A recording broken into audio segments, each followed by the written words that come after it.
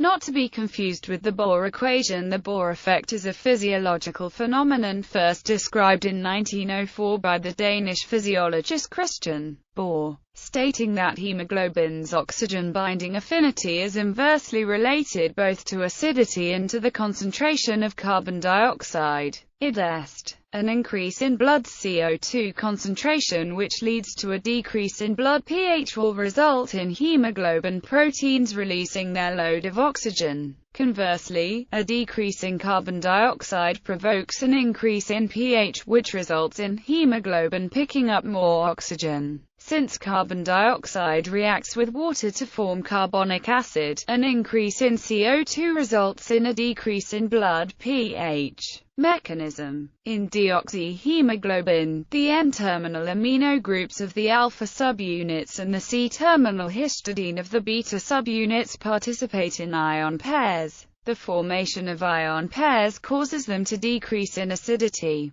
Thus, deoxyhemoglobin binds 1 proton for every 2 O2 released. In oxyhemoglobin, these ion pairings are absent and these groups increase in acidity. Consequently, a proton is released for every 2 O2 bound. Specifically, this reciprocal coupling of protons and oxygen is the Bohr effect. Additionally, carbon dioxide reacts with the N-terminal amino groups of alpha subunits to form carbamates. Al-NH2 plus CO2 R-NH plus H plus deoxyhemoglobin binds to CO2 more readily to form a carbamate than oxyhemoglobin. When CO2 concentration is high, the protons released by carbamate formation further promotes oxygen release. Although the difference in CO2 binding between the oxy and deoxy states of hemoglobin accounts for only 5% of the total blood CO2,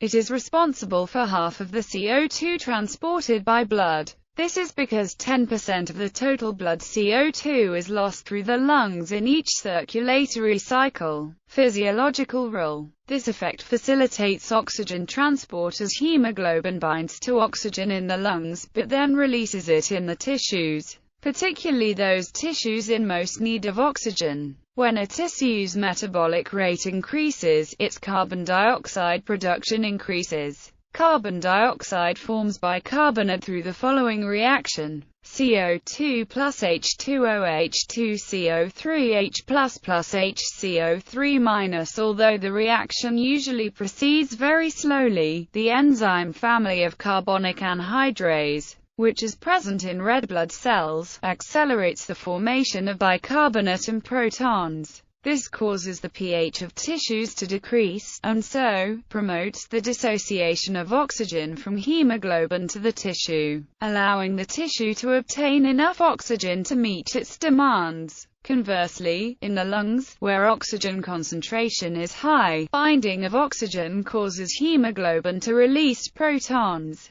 which combine with bicarbonate to drive off carbon dioxide in exhalation. Since these two reactions are closely matched, there is little change in blood pH. The dissociation curve shifts to the right when carbon dioxide or hydrogen ion concentration is increased. This facilitates increased oxygen dumping. This mechanism allows for the body to adapt the problem of supplying more oxygen to tissues that need it the most. When muscles are undergoing strenuous activity, they generate CO2 and lactic acid as products of cellular respiration and lactic acid fermentation. In fact, muscles generate lactic acid so quickly that pH of the blood passing through the muscles will drop to around 7.2. As lactic acid releases its protons, pH decreases, which causes hemoglobin to release 10% more oxygen. Effects of allostery.